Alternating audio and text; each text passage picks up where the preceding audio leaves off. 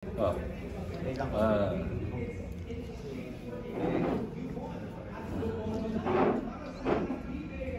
Okay. Oh. Sa nangyari ka sa incident ni na Hutch at ni na Lucero, dapat nga na F2 agad yun.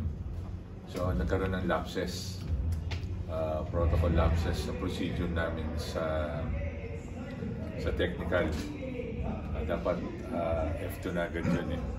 So sa ganyang pangyayari, sinuspend ko yung dalawang technical. Si Friday, naghiwalay ko lang. Sinuspend ko si Eric Castro at si Bong Pascual. Kasi may protocol, may procedure yun. Yung pag-review, hindi nila nakita. So dapat yun pa lang, wala na dapat siya. Okay. Kailan isa-serve yun sa school? Ngayon, kung makita niyo, wala na si Eric ngayon. Si next Friday naman. Pero walang fine. Wala na. Suspension. Ayun, fine na rin yung di ba? Wala din silang. Without pay. Okay. Kasi importante kasi baka sabihin naman nung ano. Kasi may nagtanong sa akin, press, na kung paano yung referee. Sabi sandali. Kasi yun na namin kung ano. Protocol. Procedure. Wala. Kasi yun nga, kininga nila eh. Dapat sa kanila yung video eh. Kaya hindi nila meron silang na-miss na kaya ganun tayo. Okay. Kung si Lucero, walang sanction, no? Wala naman. Wala. Nandun siya. Natawag ko kasi pinapunta ko. Kasi para mahingi ko ng ano, sabi niya, yun nga, buti na lang daw, nakanta kasi delikado. Sabi ko, okay ka naman. Sabi niya, okay naman ako. Sabi ko, pag mayroong dirty tricks sa'yo, sabi ka lang. Basta dirty tricks, so okay naman.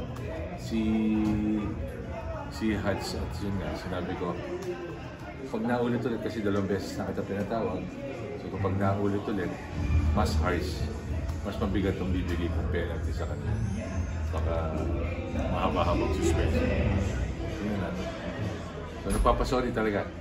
Sorry siya, nagpasorry daw siya kay Lucero.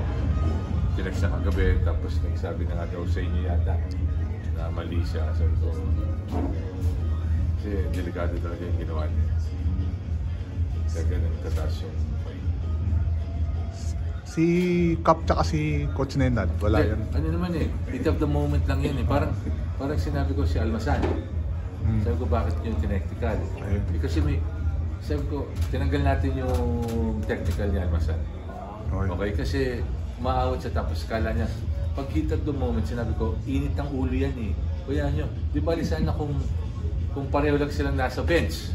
Kunwari, si Coach Nenad at si Alvin nasa bench, nag-ano, yun. Pero pagdating sa mga ganyang may mga commotion, malalaman mo may heat of the motion.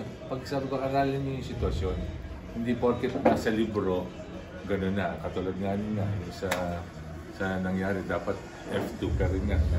Meron procedure lapses na nangyari, kaya suspended. Yung dalawa? Hindi. This Friday, si Eric. Next Friday, si Bong. Yung technical niya, mas kasama ba yun dun sa kaya nasuspend sila? Kasama yun dun sa ano? O hindi? Wala yun? Pero may inaangalan nga si Almasan. Okay. Pero sabi ko nga, heat of the moment yun. Pag ganun may commotion, talaga lahat mainit.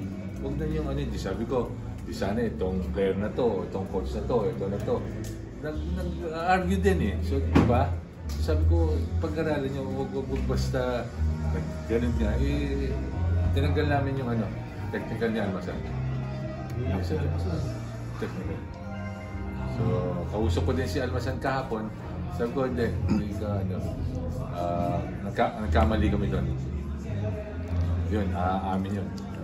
PBA yun. At yun nga, dapat si Hutch tapo na agad. Nagkamali din kami doon. nag-abot si Lucero tsaka si sa... Hindi naman, pero mukhang malamig na si Lucero, si Alsaman sabi ng pasoli na ako.